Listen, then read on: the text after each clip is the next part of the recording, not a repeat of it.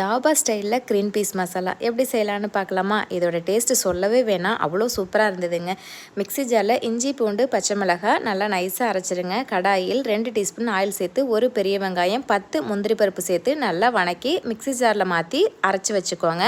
கடாயில் 3 டீஸ்பூன் எண்ணெய் சேர்த்து பட்டை கிராம்பு ஏலக்காய் 2 பெரிய வெங்காயம் நல்லா வணங்கினதும் நம்ம அரைச்சி வச்ச இஞ்சி பூண்டு விழுதையும் சேர்த்து கலந்து விட்டுருங்க. 2 மீடியம் சைஸ் தக்காளி அரைச்சி சேர்த்துருக்கேன். அது கூட 1 கப் பச்சை பட்டாணி, தேவையான அளவு உப்பு சேர்த்துக்கோங்க.